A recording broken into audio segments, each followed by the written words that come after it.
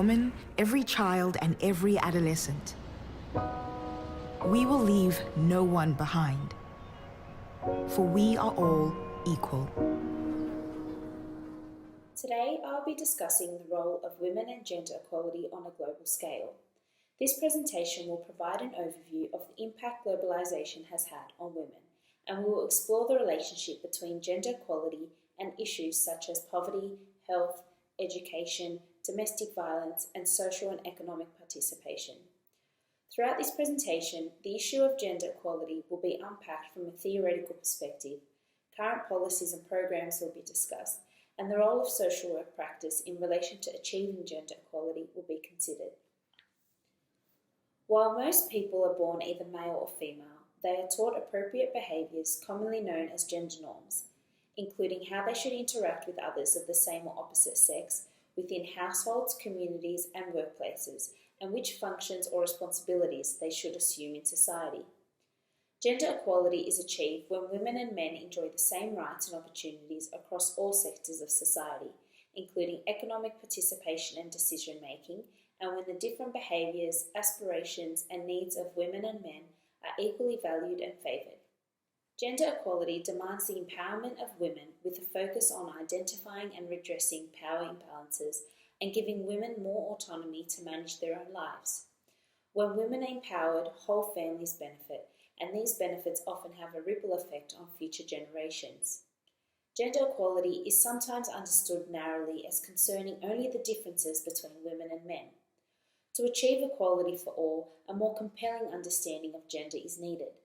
To respond to multiple gender inequalities, we need to understand gender as a social and relational process rather than simply emphasising the difference between women and men. A critical understanding of gender as shaped by economic, political and cultural relationships provides a new starting point for progress on ecologically sustainable development. Within the last few decades, globalisation has had a huge impact on the lives of women in developing nations. Globalisation may be denoted as a complex economic, political, cultural and geographic process in which the mobility of capital, organisations, ideas, discourses and peoples has taken a global or transnational form. According to a UN Development Fund for Women's report, over the past few decades, the process of globalisation has contributed to widening inequality within and among countries. Concerning economic inequalities, women are seen to be exploited by transnational corporations with the collusion of their governments. Trade liberalisation policies have led to the decline of small-scale and subsistence farming in less developed countries because Western countries sell heavily subsidised agricultural products to the developing countries. As a result, many female farmers who have been pushed off their land have sought employment in export processing zones at lower wages than their male counterparts in their countries. Some argue that globalisation has promoted ideas and norms of equality for women that have brought about awareness and acted as a catalyst in their struggle for equitable rights and opportunities. Firstly, open trade and the diffusion of new information and communication technologies have translated into more jobs and stronger connections to market for many women, increasing their access to economic opportunities. In some countries and sectors, women's wages have also increased relative to those of men. Secondly, gender inequality has more costs in an integrated world. It can diminish countries' ability to compete internationally, particularly for countries with export potential in goods and services with high female employment. And given growing global awareness of women's rights, continued gender inequality can also hurt a country's international standing. These factors strengthen the incentives for policy actions toward gender inequality around the world. Globalisation has had adverse effects on women, especially in the developing countries. But in the absence of public policy, globalisation alone cannot and will not reduce gender inequality. Despite significant increases in agency and in access to economic opportunities for many women in many countries, the rising tide has not lifted everybody. Those often left behind are women for whom the existing constraints are most binding. That is why public action aimed at closing existing gender gaps in endowments, agency and access to economic opportunities is necessary for countries to fully capitalise on the potential of globalisation as a force for development and a greater gender equality. 6 out of 10 of the world's poorest people are women. Economic disparities persist partly because much of the unpaid work within families and communities falls on the shoulders of women, and because women continue to face discrimination in the economic sphere. The majority of the 1.5 billion people living on $1 a day or less are women. In addition, the gap between women and men caught in the cycle of poverty has continued to widen in the past decade, a phenomenon commonly referred to as the feminization of poverty. Worldwide, women earn an average slightly more than 50% of what men earn.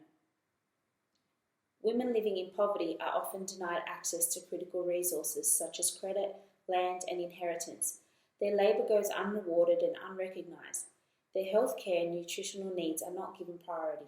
They lack sufficient access to education and support services, and their participation in decision-making at home and in the community are minimal. Caught in the cycle of poverty, women lack access to resources and services to change their situation. Equality between men and women is more than a matter of social justice. It's a fundamental human right. But gender equality also makes good economic sense. When women have equal access to education and go to participate fully in business and economic decision-making, they are a key driving force against poverty. Women with equal rights are better educated, healthier, and have greater access to land, jobs, and financial resources. Their increased earning power, in turn, raises household incomes.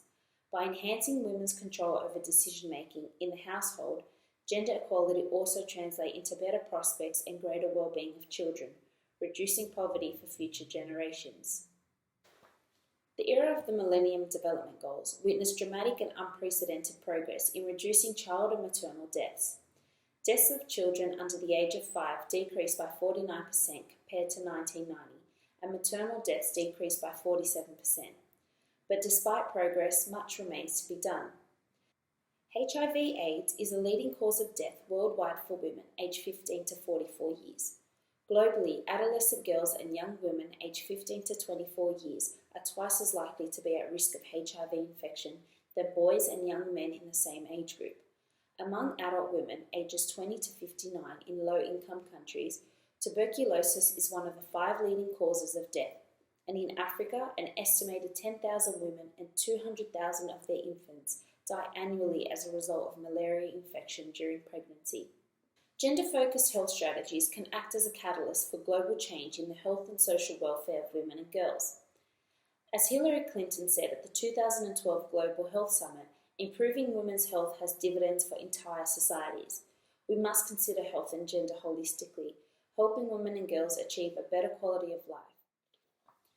Of the 774 million illiterate adults worldwide, 64% are women, a statistic virtually unchanged from the early 1990s. According to the US Agency for International Development and the World Bank, 57% of the 72 million primary school-aged children who do not attend school are females. Lack of an education severely restricts a woman's access to information and opportunities. While many gains have been made and more children than ever are now attending primary school, there is still not worldwide gender parity in education. In every income bracket, there are more female children than male children who are not attending school. Increasing women's and girls' educational attainment benefits both individuals and future generations. It is suggested that education reduces high fertility rates, lowers infant and child mortality rates, lowers maternal mortality rates, increases labour force participation rates and earnings, and fosters further educational investment in children. Therefore, the cost of girls' exclusion from education considerably hinders the productive potential of an economy and its overall development. In the Asia and Pacific region specifically, it has been estimated that between 16 to 30 billion US dollars is lost annually as a result of gender gaps in education. In the world of work, there continue to be significant inequalities between women and men in many societies, including in levels of formal participation in the labour market, income, entrepreneurship, access to credit and inheritance rights, and land ownership. In most parts of the world, women disproportionately take on more or all of the duties that fall under care work. In the United States, for example, women do twice the number of unpaid care hours as men. As a result of the double shift in paid and unpaid work, women often experience what is known as time poverty, leaving women less time to pursue other activities like working in the formal sector or pursuing educational opportunities that could result in better, high-paid jobs. In relation to pay gaps, the 2015 Global Gender Gap Report reveals that since 2006, an extra 250 million women have entered the labour force, and yet the annual pay for women only now equals the amount men were earning 10 years ago. Globally, women are paid less than men. Women in most countries earn on average only 60 to 75% of men's wages. New research has found that not one of the 20 largest companies to list on the ASX in 2016 has a female chief executive employed. A lack of gender diversity as a signpost for further inclusion is a mark of underperformance, an unproductive culture and workplace, and an old management style that is increasingly unprepared for the modern economy. It is calculated that women could increase their income globally by up to 76% if the employment participation gap and the wage gap between women and men were closed. This is calculated to have a global value of $17 trillion.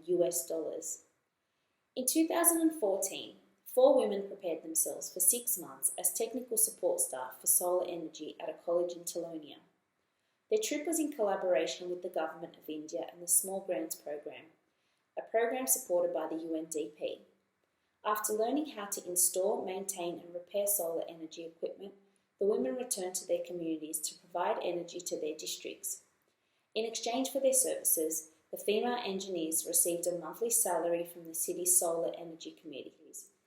As a result, 71 women have been empowered to provide solar energy to more than 3,778 households and for 22,739 beneficiaries in 52 districts.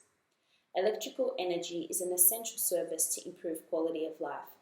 This type of initiative helps to drive development in communities that are behind, as well as to enhance participation and integration in the community. Investing in women's economic empowerment sets a direct path towards gender equality, poverty eradication, and inclusive economic growth. Women make enormous contributions to economies, whether in businesses, on farms, as entrepreneurs or employees, or by doing unpaid care work at home. But they also remain disproportionately affected by poverty, discrimination, and exploitation. When more women work, economies grow. An increase in female labour force participation or a reduction in the gap between women's and men's labour force participation results in faster economic growth. Gender equality cannot be achieved without the backing and enforcement of institutions, but too many social and legal institutions still do not guarantee women equality in basic legal and human rights, in access to or in control of resources, in employment or earnings, or in social or political participation, and men continue to occupy most positions of political and legal authority. Globally, only 22% of parliamentarians are women. Globally, women still occupy only 22.8% of seats in Parliament and only 17% of all government ministerial posts. Sexual and gender-based violence is neither inevitable nor acceptable. It is an outcome of gender inequality and a violation of human rights. An average of 1 in 3 women across the world suffer from violence at the hands of a partner in their lifetime. Gender-based violence disproportionately affects lower and middle-income countries, poorer regions within these countries, and in particular vulnerable groups that include migrants, sex workers, and people living with HIV or disabilities. The issue of gender-based violence reaches every corner of the world. The impunity enjoyed by perpetrators and the fear generated by their actions has an effect on all women and girls. It also takes a toll on a global level, stunting the contribution women and girls can make to international development, peace, and progress. Violence against women must be prioritised at all levels. It has not yet received the priority required to enable significant change. There is need for investment of resources and for consistent assistance, especially to the least developed countries and countries emerging from conflict. A more cohesive and strategic approach is needed from all actors, including governments, the international community, and civil society. Feminism holds a rights-based and social justice agenda and challenges patriarchy, male privilege, entitlement, and power. Fundamental to feminism is the value that all persons, both women and men, should have equal opportunities to participate in social, cultural, economic, and political spheres of life. A feminist perspective identifies the issue of gender equality as oppressive social relations rooted in patriarchy, social and institutional arrangements promoting hierarchical gender roles, institutional and belief systems created by patriarchy and class. Feminist practice involves ending patriarchy and naming male privilege, empowering women, understanding women and other marginalised individuals in their environment and social context and making the personal the political, raising consciousness about lived experience of oppression and its causes. A feminist lens requires flexibility, reflectivity, and ability to understand multi-perspectives rather than dichotomous thinking. It addresses power imbalances and discrimination, fostering cooperation. It engages in ethical practice, promoting integrity and responsibility. And lastly, it is celebrative, community-focused, and respectful. Feminist social work practice promotes social justice agendas and focuses on social change and empowerment for a democratic and equal and non-discriminatory work and societal culture. Social work from a feminist perspective aims to increase awareness of the impact of classism, sexism, and other forms of oppression, raise political consciousness showing links between classism, patriarchy, and oppression, promote change in relationships characterized by patriarchy, mobilize and politicize women to change the system to eliminate blockages from patriarchy, encourage coalition building and empowerment of individuals to allow them to change systems of domination, and advocate for legal reforms. While the world has achieved progress towards gender equality and women's empowerment under the Millennium Development Goals, women and girls continue to suffer discrimination and violence in every part of the world. Gender equality is one of the 17 global goals that make up the 2030 Agenda for Sustainable Development. An integrated approach is crucial for progress across the multiple goals.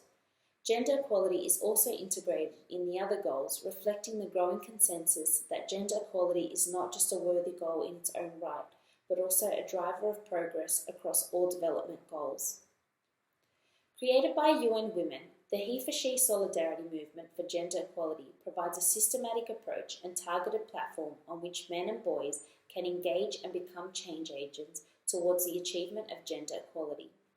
Achieving gender equality in our lifetime requires an innovative, inclusive approach that both recognises men and boys as partners for women's rights and acknowledges the ways in which they also benefit from this equality.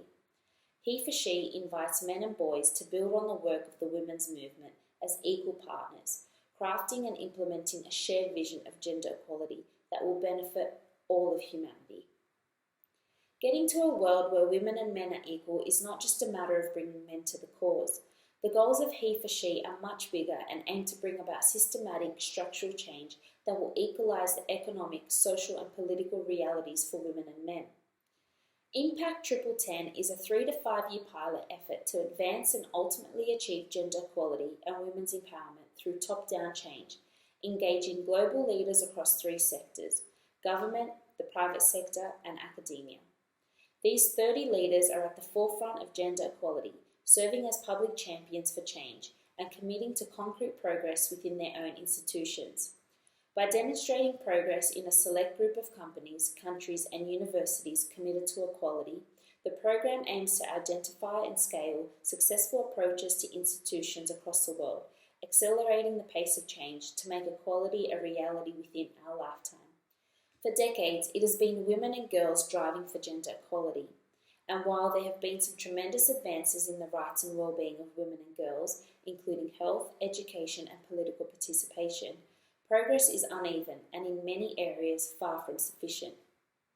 Lack of progress is not for lack of evidence. There is a significant body of research showing how gender equality, women's rights and women's empowerment can have a catalytic effect on the achievement of sustained peace, development, human rights and sound relationships between the environment and human populations. It has become clear that a strategic shift needs to occur that brings men and boys side by side with women and girls in order to break through the barriers preventing women and girls from achieving their full potential and contributing this potential to our global community. Impact 1010 aims to inspire, activate and support the engagement of men and boys in creating, building and scaling up solutions through government, private sector and youth leadership. What we share is more powerful than what divides us. Take action now and be a part of the force that creates a gender equal world. Make the commitment by clicking on the link below. Thank you.